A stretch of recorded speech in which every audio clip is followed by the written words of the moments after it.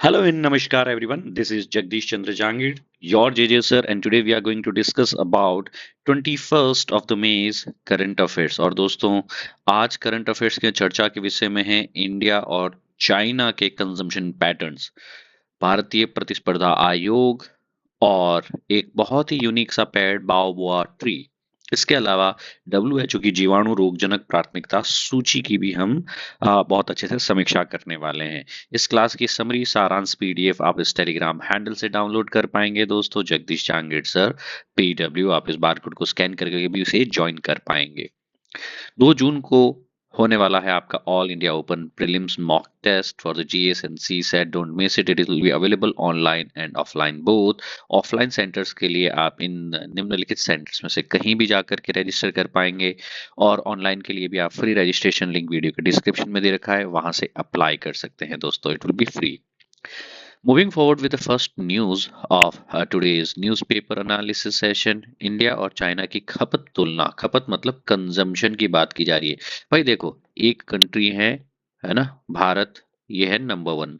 Number 2 है आपके पास में चाइना, पॉपुलेशन वाइज। अब जब इनकी पॉपुलेशन ही भाई इतने अरबों में है, सो गोज विदाउट सेइंग क्या होने वाला है, कंजम्पशन भी तो बढ़ेगा कि नहीं बढ़ेगा।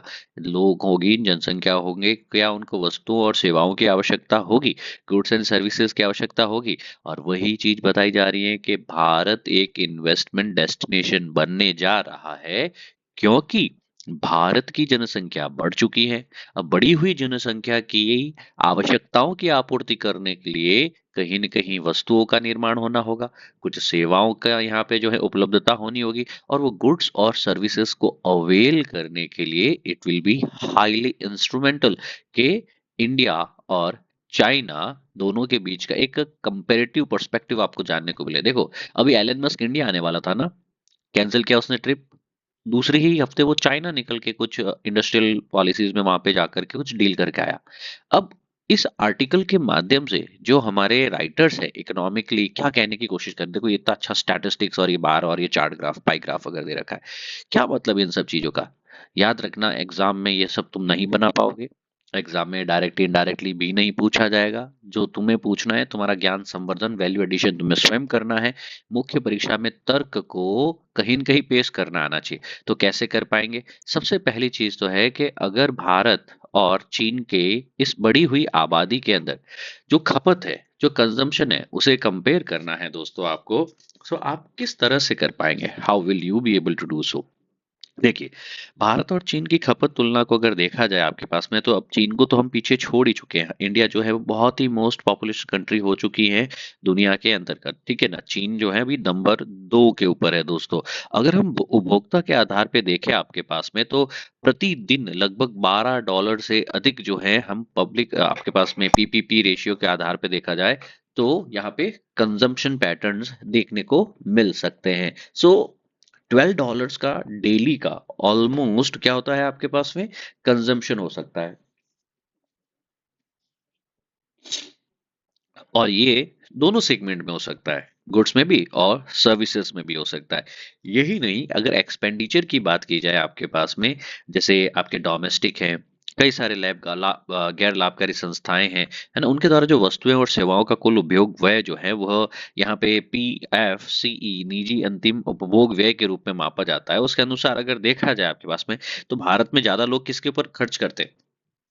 भारत में ज्यादातर लोग जो पैसा खर्च करते हैं वो खाने पीने पे, कपड़ों पे, जूतों पे, ट्रांसपोर्ट पे, है ना, अधिक खर्च करते हैं, जबकि शिक्षा, संस्कृति, मनोरंजन, स्वास्थ्य पे कम खर्च करते हैं। अब चीन में कंजम्पशन देखा जाए तो आवास, रहने के लिए ज्यादा से ज्यादा आपके पास में वाइट गुड्स जो हो गए उसके लिए, है ना, मनोरंजन, शिक्षा, स्वास्थ्य, इसको प्राथमिकता दी जाती है।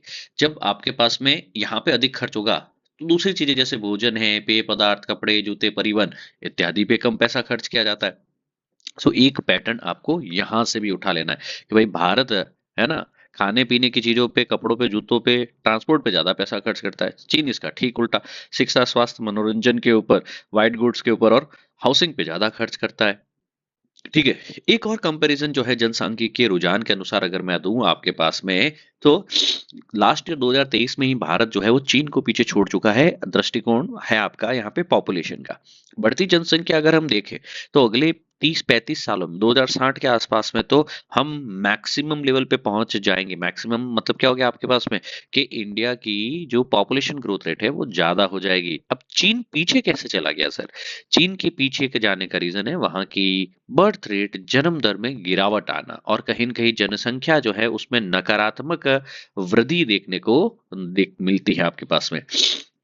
तो समय के साथ में जो है यहाँ पे डिपेंडेंसी रेशियो में भी बढ़ाई हो चुकी है। एक वक्त था जब चीन की पॉपुलेशन ज्यादा थी, वहां पे युवक ज्यादा थे, वर्किंग पॉपुलेशन ज्यादा थी, है ना, कामकाजी जनसंख्या ज्यादा थी। अब वही लोग 20-30-40 साल बाद में बुजुर्ग बन चुके हैं। अब वही लोग निर्भर बन चुके हैं, डिपेंडेंट बन चुके हैं, और उनके कारण जैसे 60-65 की उम्र के बाद में वह परिवार पे या स्वास्थ्य सेवाओं पे या सोशल सर्विसेज पे ज्यादा डिपेंडेंट हो जाते हैं, राइट? अतएव चाइना जो है आपके पास में वहां का कंजम्पशन थोड़ा पीछे हो चुका है। ठीक है। अगर जीडीपी की बात करें आपके पास में तो एक्सपेंडिचर के बेस पे 58% से अधिक है भारत का, है ना, और उपभोग के आंकड़ों में जो है चीन का जीडीपी में, और कहीं न कहीं अगर आप खपत देखेंगे तो 38% में गिरावट आई, मतलब कंजम्पशन चाइना में कम हो रहा है। तो इस हिसाब से सोचिए, आप यूरोप या अमेरिका के बहुत बड़े मल्टी बिलियनर एमएनसीज है, आप एशिया में देख रहे हैं कि मैं कहीं अपनी मैन्युफैक्चरिंग प्लांट डालूं, मैं कहीं पे यहाँ पे जो है बड़ी कंपनी इन्वेस्ट करना चाहता हूँ, निवेश करना चाहता हूँ। अब निवेश कहाँ करेंगे? चीन में तो ऑलरेडी क्या है, गिरावट देखने को मिल रही है, किसमें? एक्सपेंडिचर में। अब जब कोई पैसा, है ना, खर्च ही नहीं करेगा तो वहां पे कंपनी को क्या ही फायदा होगा? हम इस तथ्य के आधार पे ये बता सकते हैं कि पीएफसीई एक्सपेंडिचर के आधार पे भारत जो है वह लगातार अपने जीडीपी का 58% से भी ज्यादा पैसा जो है वो खर्च कर देता है। चीन में यह गिरावट में देखने को मिला, मात्र 38% ही देखने को मिल रहा है, और वो और भी कम हो रहा है। अच्छा सोचिए, किसके यहाँ पे फिर मेरे को ज्यादा बिजनेस करना चाहिए? जहाँ पे ज्यादा जनता पैसा खर्च करती है, यहाँ पे, या वहां पे जहाँ पे एक्सपेंडिचर कम हो रहा है, जहाँ ज्यादा पैसा खर्च हो रहा है? ज्यादा कहाँ खर्च हो रहा है? भारत में खर्च हो रहा है। तो क्या इन्वेस्टर्स के लिए और बाहर की कंपनियों के लिए, निवेश के लिए भारत एक अच्छा डेस्टिनेशन हो सकता है? बिल्कुल हो सकता है, क्योंकि चीन की अर्थव्यवस्था हमारी अर्थव्यवस्था से भले ही 5 गुनी हो, लेकिन एक्सपेंडिचर सर्विस के अनुसार भारत से केवल 3.5 गुना ही आपके पास में जो है उसका एक्सपेंडिचर बढ़ा है। ठीक है ना? सो भारत का जीडीपी चाहे आपके पास में कम स्तर पर देखने को मिले, पर खपत के मामले में हमारा कोई, है ना, साई नहीं। मतलब आपके पास में आमदनी अठन्नी और खर्चा लगभग 1 रुपये के बराबर की बात कही जा रही है। ठीक है, ये बेसिक सी चीजें हैं, यहाँ से आपको और आर्टिकल्स उठा लेने हैं। अगले आर्टिकल्स पे आते हैं, भारतीय प्रतिस्पर्धा आयोग, कंपटीशन कमीशन ऑफ इंडिया की बात करते हैं। अब देखिए, कंपटीशन कमीशन ऑफ इंडिया के जो ये चेयरपर्सन है, इनका नाम जो है दोस्तों मैं आपके साथ में साझा करना चाहूंगा, मिस कौर, है ना। यह इसके जो चेयरपर्सन है रवनीत कौर।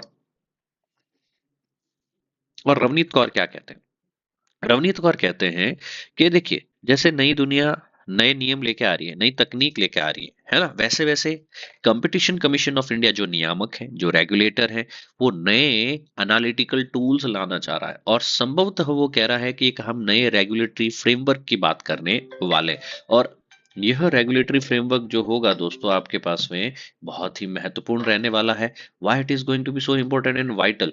क्योंकि भारत में अगर कंपनीज का कोई फ्यूचर है, if any company has any future in India, तो वो तभी सस्टेन कर पाएगी जो वो compete कर पाए। क्या कर पाए? वो compete कर पाए। तो कंपटीशन कमीशन ऑफ इंडिया है क्या, पहले तो वो जान लेते हैं। Competition commission of India Bharat का एक वैधानिक निकाय है। वर्ष 2002 में भारत की संसद ने प्रतिस्पर्धा अधिनियम या कंपटीशन एक्ट के आधार पे एक स्टैट्यूटरी बॉडी, एक वैधानिक निकाय बनाया, नाम रखा भारतीय प्रतिस्पर्धा आयोग, कंपटीशन कमीशन ऑफ इंडिया। अब इसकी क्या जिम्मेदारी है कि इस कानून में, इस अधिनियम में जो जो बिंदु हैं उन्हें विधिवत रूप से लागू करवाना। ठीक है। तो कब बना सीसीआई? वर्ष 2009 में। कब आया था एक्ट? वर्ष 2002 में। 7 वर्षों के बाद में सीसीआई का निर्माण किया गया। इससे पहले क्या हुआ करता था कि सर एक एमआरटीपी करके कानून हुआ करता था। क्या कानून था आपका? एमआरटीपी। मतलब इसका मतलब है आपके पास में एकाधिकार और प्रतिबंधात्मक व्यापार व्यवहार अधिनियम। लोग क्या है, मोनोपोली कर देते हैं। Monopoly and restrictive trade policies act है ना, 1969। इससे पहले मार्केट में जो है आपके पास में कई बड़ी बड़ी कंपनियां थी, छोटी कंपनी को आने ही नहीं देते थे। समझ रहे हो? एक बड़ी स्टील की कंपनी है, कोई आदमी छोटा मोटा स्टील का काम करना चाह रहा है, उसको पैदा ही नहीं होने देते, उसको मार्केट में सस्टेन ही नहीं करने देते। और भाई मार्केट कब अच्छा काम करेगा? तभी करेगा ना, जब एक ही सेवा या एक ही वस्तु का निर्माण जो है वो करने वाले 5, 10, 15, 20 जन हो। तब कंपटीशन होगा, किसी का भाव अच्छा है, किसी का माल अच्छा है, किसी का रेट अच्छा है, किसी का कस्टमर एक्सपीरियंस अच्छा है। उसी के आधार पे ही तो दूसरे को कहीं न कहीं जो है अब जैसे देखिए, पहले 1 जीबी रिचार्ज के लिए हमको कितने पैसे देने पड़ते थे, और आज मात्र 1 जीबी रिचार्ज इंडिया में 3.5-4 रुपए के आसपास में हो जाता है। How is it possible brothers and sisters? It is quite possible because of competition. Jio market में एंटर किया, एयरटेल हो, बाकी सारी कंपनियों ने भी अपने प्राइस जो है रातों रात गिराए कि नहीं गिराए? यस और नो? अब सोचिए, अगर मोनोपोली हो जाए, मतलब कल की तारीख में सारी कंपनियां, एयरटेल गायब और 5-10 कंपनियां जो आप सोच सकते हो सब गायब, खाली जियो ही है। तो अब ये क्या हो गया, उनका एकाधिकार। आज जो जियो आपको 100, 200, 150 के अंदर मोबाइल चलाने को देता है महीना भर का रिचार्ज करके, कल वही जियो की कंपनी अपनी मोनोपोली, अपने एकाधिकार के कारण क्या कहेगी कि भैया आपको आज से 200 नहीं, महीने का 2000 बिल भरना पड़ेगा। क्या करोगे? कोई दूसरी कंपनी है ही नहीं उस वक्त। तो उसका प्रॉफिट किसको जाएगा? कंपनी को। उसका नुकसान किसको होगा? जनता को। ये सरकारी कंपनियां बीएसएनएल, एमटीएनएल कमजोर हो गई, बाकी प्राइवेट क्षेत्र कमजोर हो गया। जैसे ही वो गायब हो जाएगा, ये जियो वगैरह अपना फायदा उठाने लगेंगे। मतलब एक एग्जाम्पल की तर्ज पे ये कहा जा रहा है आपको कि ऑप्शंस रहने जरूरी हैं। एकाधिकार, मोनोपोली एक कंपनी का नहीं होना चाहिए।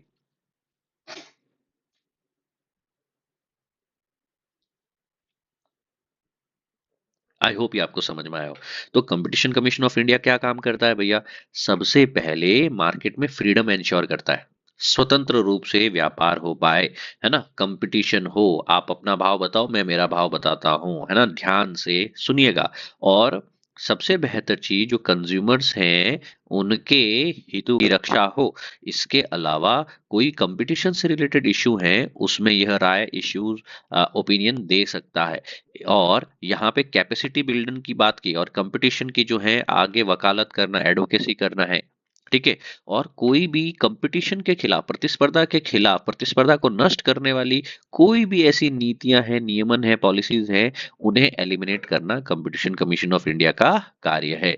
कौन सा अधिनियम से बना, किस वर्ष बना, इससे पहले कौन सा कानून हुआ करता था जिसको इसने रिप्लेस करके बनाया, ये पता चला। तो ये तो कमीशन है, आयोग है, वैधानिक है, संसद के बनाए हुए कानून के अनुसार बना है। एक इसमें है चेयरपर्सन, और इसके अलावा 6 मेंबर्स होते हैं। तो टोटल कितने होंगे भैया? 7 जन बैठते हैं इस कंपटीशन कमीशन ऑफ इंडिया में। अब ये समझो कि कंपटीशन कमीशन ऑफ इंडिया की जो चेयरमैन साहिबा है, यह आकर के इस आर्टिकल में कह रही है कि भैया हम नए एनालिटिकल टूल लेके आएंगे, क्योंकि मार्केट में सबसे ज्यादा क्या डिजिटल आईटी क्रांति आ चुकी है। और हम चाहते हैं कि रेगुलेटरी फ्रेमवर्क और बेहतर हो, डिजिटल कंटेक्स्ट में हो। हम ट्रेडिशनल कंपटीशन एनालिसिस के साथ साथ में डिजिटल मार्केट डायनेमिक्स को भी समझना चाहते हैं। हम एल्गोरिथमिक कॉल्यूजन्स के साथ साथ में कोशिश करेंगे कि कुछ नए बदलाव लाए जाए कंपटीशन कमीशन ऑफ इंडिया के प्रोसेस में, और इस माध्यम से एंटी कम्पिटिटिव जो कंसर्न्स हैं मार्केट के, वो खत्म किए जा सके। समझ में आया? तो ये देवी जी क्या करना चाह रहे हैं? यह कंपटीशन मार्केट के अंदर एआई का यूज करेंगे, आर्टिफिशियल इंटेलिजेंस का यूज करेंगे, और अध्ययन करके एआई के इकोसिस्टम को डेवलप करेंगे, ताकि प्रतिस्पर्धी गतिशीलता का गहन समझ हासिल किया जा सके। समझ में आया? चेहरे पे मुस्कान, है ना, मन का कॉन्फिडेंस बरकरार रहे। आगे बढ़े दोस्तों। पर्यावरण का एक आर्टिकल पढ़ोगे, बहुत प्यारा आर्टिकल है ये, सुनना, अच्छे से सुनना, मजा आएगा इसमें। देखो, एक ट्री है। देखो पहले तो कैसा दिखता है, ये ऐसा दिखता है। इस ट्री को कई बार आपने ऑब्जर्व भी किया होगा, many a time you might have observed this tree, ठीक है ना। अब इस ट्री का नाम क्या है? Baobab tree. बाओबाब ट्री, ठीक है ना। अब बाओबाब ट्री जो है आपका, ये अफ्रीका है। अफ्रीका के पास में है एक इसका छोटा सा टुकड़ा, मेडागास्कर, और ये है भारत, है ना। तो कहा जाता है कि अफ्रीका से ही टूट करके भारत जो है वो कॉन्टिनेंटल ड्रिफ्ट थ्योरी में ऊपर की तरफ गया। ये फिर मेडागास्कर ब्रेक हुआ, ये है अफ्रीका, ये है मेडागास्कर, और यहाँ पे कहीं तुम ऑस्ट्रेलिया मान लो। अब ये जो ट्री है ना, कहा जाता है कि मेडागास्कर की ओरिजिन का है। यह ट्री मेडागास्कर से कहाँ तक पहुंचा, अफ्रीका तक, और यही ट्री फिर आगे ऑस्ट्रेलिया तक भी पहुंचा। अब यहाँ पे इसकी जर्नी के बारे में कुछ चीजें बताई गई है कि कैसे इसकी ओरिजिनल लीनिएज जनरेट हुई थी और किस प्रकार से ये ट्री हजारों सालों तक रहता है। ठीक है भैया, आओ समझते हैं। देखो, बाओबा लंबे समय तक जीवित रहने वाला डेसिडुअस पर्णपाती, छोटे से लेकर 20 फीट से लेकर के 100 फीट तक की उसकी ऊंचाई हो सकती है, ठीक है ना, और कॉम्पैक्ट सीड्स वाला होता है आपके पास, मतलब कुछ ज्यादा इसमें शाखाएं नहीं देखने को मिलती है, हाइट बहुत ही ज्यादा होती है आपके पास में, ठीक है ना। इसे इन्वर्टेड ट्री या उल्टा पेड़ भी कहा जाता है। So which of the following is inverted tree, तो आप कहेंगे बाओबाब ट्री।